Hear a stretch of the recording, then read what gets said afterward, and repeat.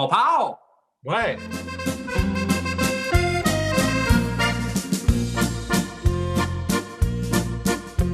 Alors, allô, bonjour, aïe. Je suis Rita Baga et le livre qu'on lance s'appelle Escale parisienne. Et évidemment, il faut être bilingue pour qu'ils nous comprennent là-bas, n'est-ce pas? Et bon, ceux qui se demandent comment ça se fait, là, que c'est moi qui anime tout ça, c'est parce que je suis une vieille chum de Denis Martin-Chabot. Ça fait très longtemps qu'on se connaît, mais en fait, c'est plus Denis Martin qui est très vieux. Ça fait très, très longtemps qu'on se connaît et lui, il est très, très vieux également. Voilà. Alors, Denis Martin a écrit le roman qu'on lance ce soir. Il m'a demandé d'animer son lancement. J'ai accepté parce que j'aime beaucoup cet être, cette personne très impliquée. Je la trouve très intelligente, cette personne, et parfois un peu nouille, mais volontairement aussi, comprends-tu? Fait que je trouve que c'est comme un bon... un peu comme moi, là, l'équilibre entre l'intellectuel et la petite conne. Des fois, ça ressemble là-dessus. Alors, voilà. Puis Denis Martin a fait beaucoup, beaucoup de choses. Puis c'est drôle parce que dans l'air du temps, le livre Escale parisienne a un match, un fit avec ce qui se passe, toutes les conversations qu'on a sur la masculinité toxique, entre autres. Hein?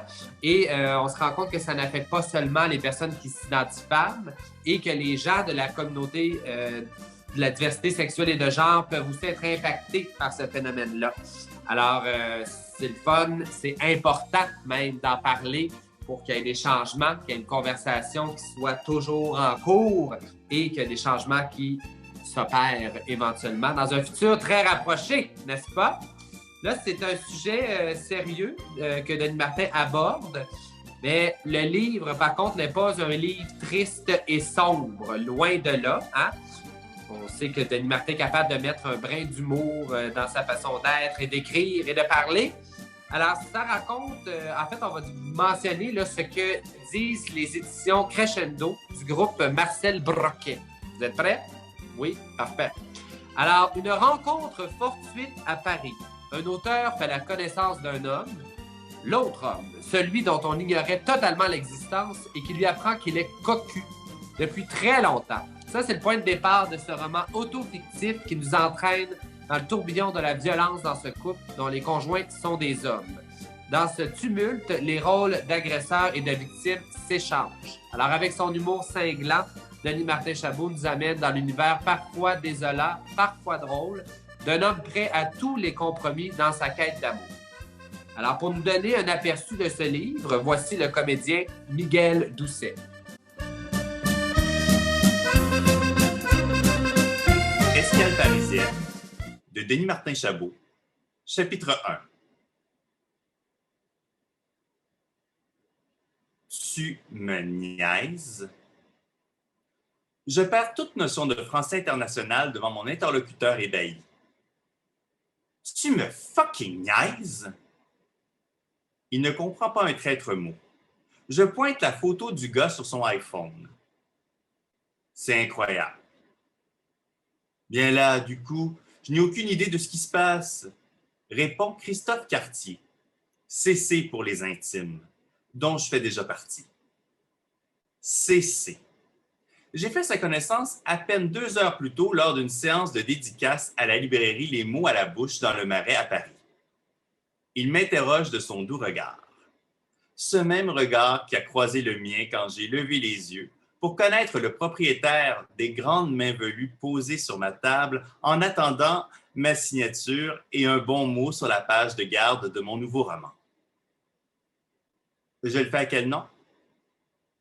Christophe Cartier, CC. Tu peux inscrire CC. CC. La maudite mode des acronymes. CC, comme copie conforme ou copier-coller en langue informatique. Christophe Cartier fait quand même un peu CC, avec son souci trop évident du dernier cri et des tendances. Si j'étais méchant, je peux l'être à mes heures, je dirais que ses fringues, sa coupe de cheveux, sa longue barbe, ses airs et sa façon de parler, parsemés de genre et du coup, en fait un vrai clone gay français. Le type qui pullule dans les bars, les discos, le marais. À la longue, ces mecs qui se ressemblent tous deviennent fades et un peu comme les frites de McDonald's, sans texture ni couleur et encore moins de goût. Il me plaît quand même. Signe que moi non plus, je ne suis pas immunisé contre les tendances. J'ai même déjà laissé pousser ma barbe. Comme elle n'était pas aussi fournie que celle de CC, je l'ai rasée au bout de 2 mois, car j'avais plutôt l'air d'un oisillon mal nourri. J'avais adopté en même temps les chemises à carreaux.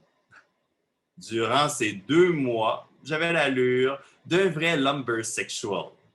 Cette mode est passée, comme toutes les autres. Je suis convaincu qu'on trouvera bien un prochain look qui nous fera paraître encore plus stupides. Nous sommes arrivés à destination, un café comme on en voit partout à Paris, où l'on s'assoit entassé et où toutes les conversations se mêlent dans un brouhaha assourdissant. Un grand crème devant chacun de nous, la nôtre est demeurée superficielle, ce qui est normal lors d'une première rencontre. La luxure est venue me submerger. Ce qui est prévisible quand un homme gay se trouve devant un beau mec. Je l'ai dévoré des yeux en fantasmant sur notre éventuelle intimité. Il ne me restait qu'à espérer qu'il ressente la même chose pour moi. Et ça, c'est le moment de vérité de la rencontre. Un moment qui demeure inquiétant. Et la question qui tue. Dis-moi, t'as un petit ami?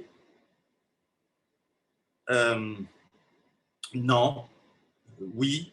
En fait, j'étais marié. C'est compliqué. Lui raconter ça. Surtout pas au premier rendez-vous. Il n'y a rien de plus chiant que de se faire parler d'un ex lors d'une première date. Rien de pire pour tuer le désir émergent.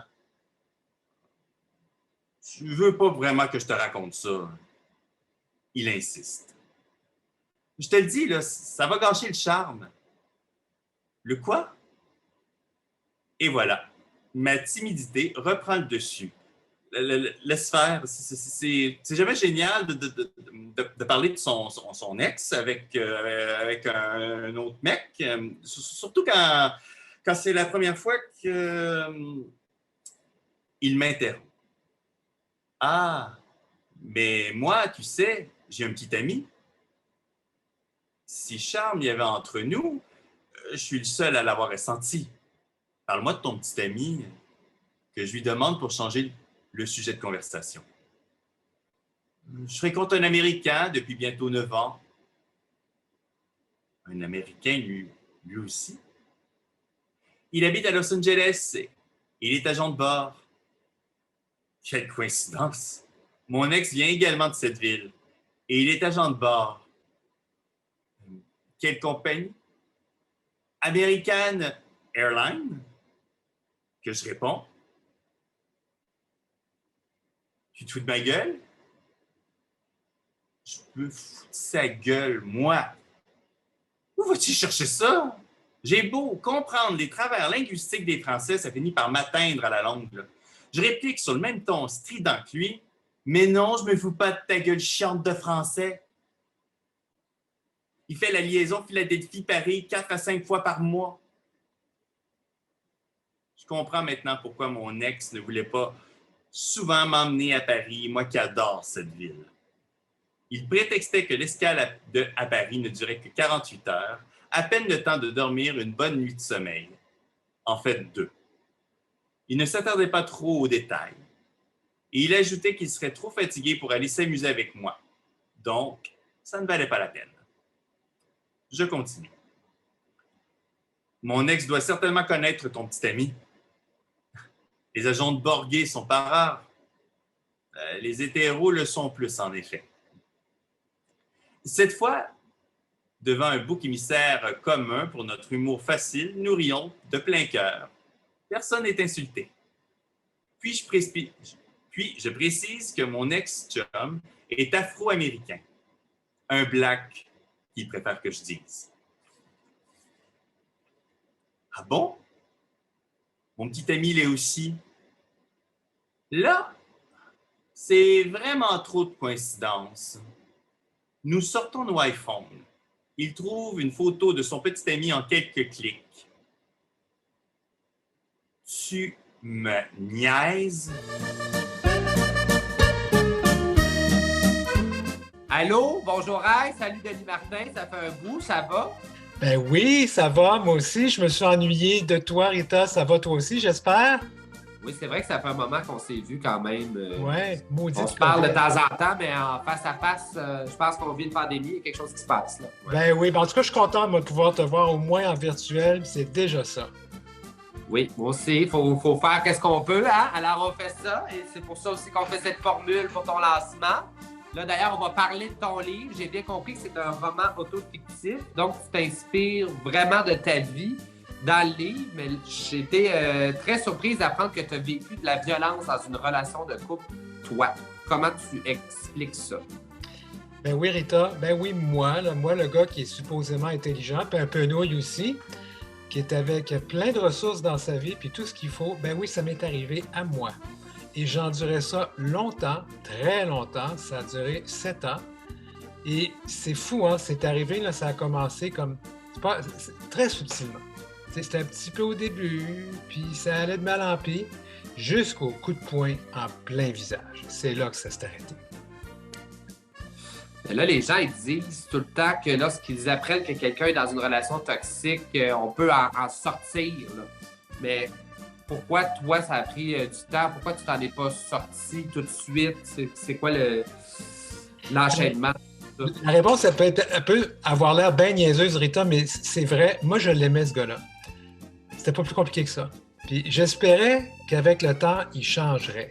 Puis tu sais, je me disais, ben, c'est un peu de ma faute des fois, tu sais. Je suis pas toujours bon puis gentil, tu sais. Je suis pas toujours fin, ça m'arrive, tu sais. Fait que, tu sais, je fais des commentaires passifs-agressifs, j'en ai commis de ça. Mais au bout du compte, là, tu sais aussi que rien, absolument rien ne justifie la violence. Un homme qui t'aime, là, il ne te bat pas. Point. C'est tout. Il a fallu, moi, que je m'en convainque, là. C'était pas facile. J'avais tout un défi de confiance et d'estime de moi à relever pour me rendre là. Mais moi qui te connais bien, qui ai été surprise de lire ça et d'apprendre ça sur toi, j'ai été aussi surprise parce que tu es quelqu'un qui dégage quand même la confiance en soi, de tout ton cheminement, de tout qui tu es, même par tes expériences précédentes aussi, toute ta longue carrière. On l'a dit au début, tu es quand même une personne qui a du vécu. Hein? De toute façon, Polly dit que you've been around, comme disent les enfants. Alors, c'est... Vite la vieille. Tu as encore ça aujourd'hui, peut-être, ou non, de tout ce qui entoure l'estime de soi? Ben, tu sais, j'ai été à l'antenne de la télévision puis de la radio de Radio-Canada comme journaliste. Puis c'est vrai, là, tu sais, des fois, je regarde de vieux reportages, je dis, mon Dieu, c'était moi ça. Puis vraiment, je dégageais la confiance en soi, l'estime de soi. Tu sais, j'avais l'image qu'il fallait pour faire le reportage. Mais c'était tellement une autre chose dans ma vie privée, Rita. Je pense que ma vie professionnelle et mon succès professionnel, ça, là, ça compensait cette grande carence dans ma vie privée. Fait qu'il y a comme l'image publique, puis aussi l'image, la vérité dans le privé. Est-ce que c'est pour ça que tu as attendu aussi longtemps avant d'en parler? C'est pas un sujet facile. Hein? Moi, j'avais honte de... En fait, je voulais pas en parler parce que, tu sais, on sait, un homme, là, hein, un homme, ça sait se défendre. Hein? C'est ce qu'ils nous disent. Quand ça va pas, c'est un gros coup de poing sur la gueule. Puis après ça, on prend une bière. Fait que moi, je suis jamais allé à la police rapporter pour demander de l'aide pour cette raison-là. J'avais peur qu'on me prenne pas au sérieux parce que la violence entre hommes, c'est bien, ça n'existe pas, ça. Voyons donc, toi. T'avais juste à te défendre, Denis Martin.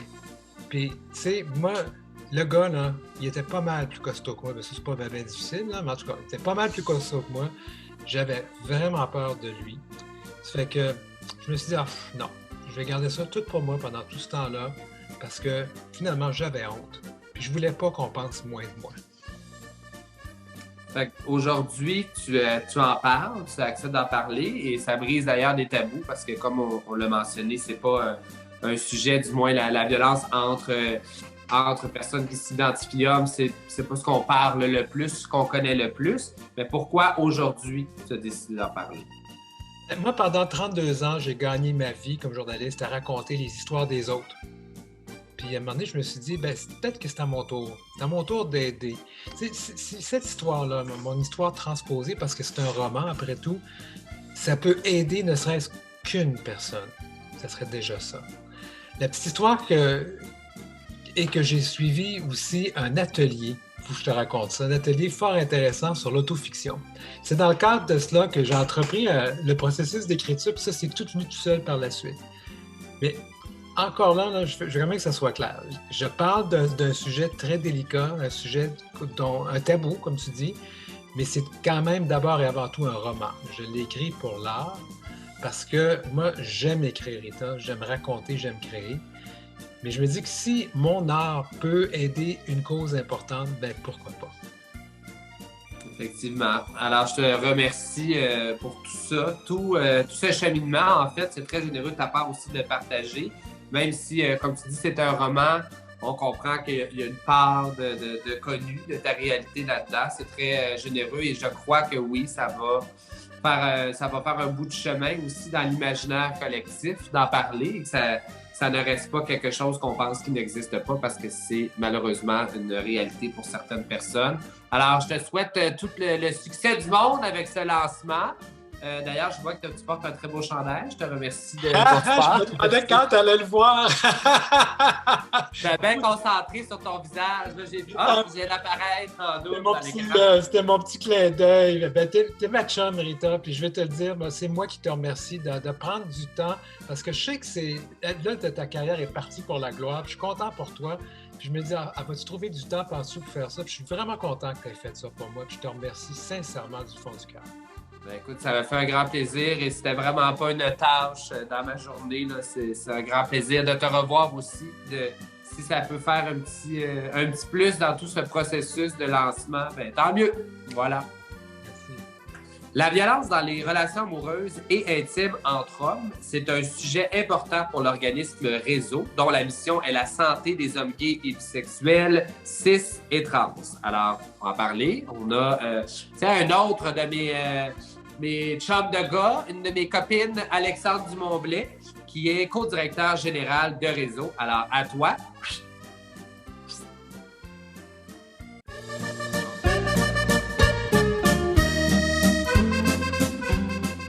Bonjour, alors je suis ici pour vous parler de la violence entre hommes en direct de l'organisme Réseau. Je remercie d'ailleurs Denis Martin de m'avoir invité. Évidemment, son livre fait ressurgir un sujet très important dans nos communautés. À Réseau, on observe sur le terrain depuis quelques années qu'on en parle plus de violence entre hommes. Et aussi, on prend plus conscience qu'on vit ou qu'on a déjà vécu la violence entre hommes dans des relations, que ce soit des relations de couple fermées, ouvertes, intimes, peu importe le statut de la relation qu'on peut avoir, la violence, elle existe et de différentes formes, physiques bien sûr, mais sexuelles, économiques, psychologiques. Et souvent, ça va se présenter de façon sournoise et on n'a pas trop vraiment conscience de ce qui se passe. Donc, avec le livre de Denis et différentes autres initiatives, dont des campagnes de réseau et tout ça, c'est important d'en parler à l'intérieur de nos communautés pour prendre le contrôle sur ces situations-là et sur soi-même et aller vers des ressources d'aide parce qu'il y en a. Il y a l'équipe d'intervention de réseau, bien sûr. Vous pouvez consulter notre site web, mais il y a aussi d'autres ressources à Montréal spécialisées en lien avec la violence dans les relations entre hommes. Donc, je vous invite bien sûr à les consulter, mais surtout à diffuser de l'information et des ressources sur le sujet. Et je vous souhaite une excellente lecture du livre de Denis. Merci. Alors, merci Alexandre Dumont-Blais de l'organisme Réseau. Et avant de terminer, on va retrouver Miguel Doucet qui va nous présenter un autre extrait du roman de Denis Martin.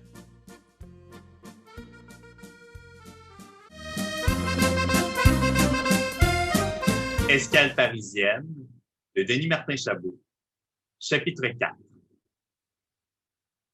Je reprends connaissance, le sang gicle de mon nez. Une petite mare rouge s'est formée sur son plancher de bois. Il sort quelques mouchoirs de la boîte sur la table à café. Cette fois, Il ne tente pas de m'approcher pour m'essuyer. Il me les tend plutôt. Je me lève d'un coup, je le repousse, puis j'accours vers la cuisine. Je saisis un couteau à dépecer du socle de rangement du comptoir. Je me retourne vers André, le menaçant de l'objet pointu. Là, tu t'approches de moi, puis je te le rentre dans le ventre. Ne fais pas de folie. Recule, que je crie quand il tente quand même d'approcher. Je te jure, je te tue. J'ai beau trembler. J'ai beau avoir mal dans tout mon visage et à la tête. J'ai beau respirer difficilement parce que mon nez est soit cassé ou juste bleu d'ecchymose. Mes yeux hantent. Je vois plus très bien, mais je sais où diriger ma lame. Transiteur, il m'obéit. Il se rassoit sur le plancher en s'appuyant contre le mur. Je continue de lui hurler à la tête. Je préfère aller en prison pour meurtre plutôt que de me laisser frapper encore. Qu'est-ce que j'ai fait? Se dit-il en larmes, les mains au visage. Tu m'as frappé, salaud! Tant bien que mal, je finis de ramasser mes vêtements et de les ranger dans ma valise. Mais c'est de ta faute. C'est toi qui m'as provoqué. Va chier! J'en peux plus d'entendre essayer de me... J'en peux plus d'entendre essayer de se justifier. J'en peux plus qu'il m'explique sa version qui me culpabilise. C'est lui qui m'a frappé, pas moi. Peu importe ce que j'ai pu lui faire ou lui dire, il n'a pas le droit de me faire du mal. Va chier, gros cochon! T'as le culot de me faire avaler que c'est de ma faute, que je le méritais? Bien, t'es venu me chercher. Je peux pas croire ça. Je peux plus rien entendre. Mais ta gueule! Un lourd silence s'abat sur nous deux pendant quelques secondes. Puis je reprends mes récriminations en le tenant toujours en respect avec mon art. Tu m'as tellement soupçonné et fait subir ta jalousie. Alors aussi bien que tu le saches, oui, je t'ai trompé. Il est bouche bée. Je me suis dit que je pouvais bien donner mon cul à d'autres. J'avais déjà payé ça avec toutes les crises que tu m'as fait subir. Muet, son regard se perd dans son imagination. Sa jalousie le ronge. Je sais aussi que tu m'as trompé.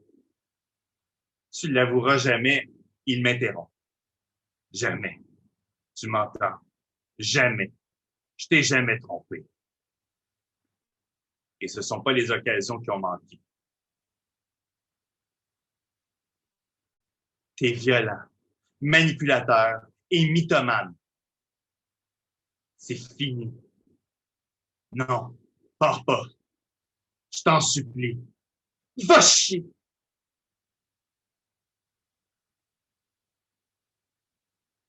Je sors d'un coup. Et je lui ordonne pratiquement, alors que je m'éloigne en reculant dans le corridor de son édifice à logement, suis-moi surtout pas. Reste, s'il te plaît. J'ai encore ton couteau. Et je vais m'en servir s'il le faut. Je tremble de rage et de peur. Je crains qu'il ne parte à ma poursuite et qu'il ne m'assène d'un autre coup. J'ai peur qu'il me tue. Non. Non, j'ai plus peur. André est certes plus grand, plus gros et plus fort que moi, même avec un couteau. Je n'aurais probablement pas gagné une bataille contre lui. Heureusement, il n'a rien fait. Il me laisse partir sans bouger, sans essayer de me retenir. Il ne dit plus rien. Une fois l'escalier menant au rez-de-chaussée descendu, je ferme les yeux un instant pour apprécier cette nouvelle liberté qui s'offre à moi. Arrivé à la sortie de l'édifice, je regarde derrière moi pour m'assurer qu'il n'est pas derrière. J'ai encore le couteau dans la main. Je ne peux pas marcher dans la rue avec cette arme. Je ferai peur aux passants. J'examine rapidement les environs. Une poubelle m'attend juste au coin. J'y jette l'objet compromettant, prenant bien soin de ne pas être vu. Puis, je marche longtemps sur le boulevard Santa Monica vers l'hôtel Ramada Plaza. Je me retourne constamment, craignant toujours qu'il me suive.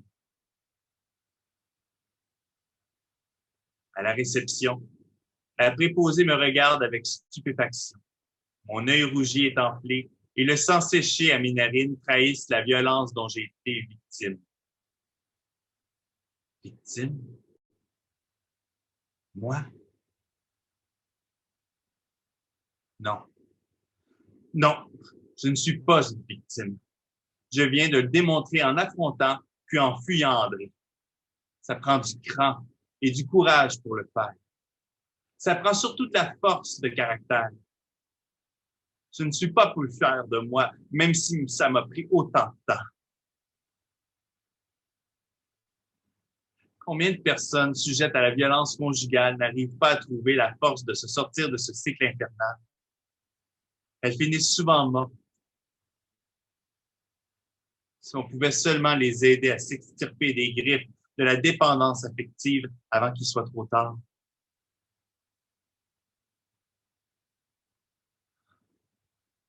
Je viens de briser les barreaux de ma prison.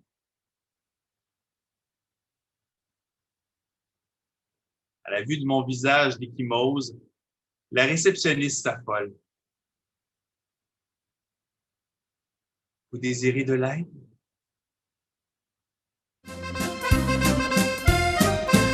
Merci Miguel Doucet pour cette lecture. Je rappelle qu'Escale parisienne, publiée aux éditions Crescendo, est disponible en librairie et en ligne. C'est une lecture d'été et on espère que l'été s'en vient. Mais là, un petit oiseau me dit à l'oreille qu'il y aurait un 15% de rabais. Ça se peut-tu? Ben oui, Rita, j'ai appris par les éditions Crescendo que si vous achetez le livre sur leur site web, donc éditioncrescendo.com qui va apparaître à l'écran, ben, vous aurez un rabais de 15% en utilisant le petit code qu'on voit à l'écran. C'est fabuleux! Yes! Bon, alors merci là! Merci Rita, je t'aime!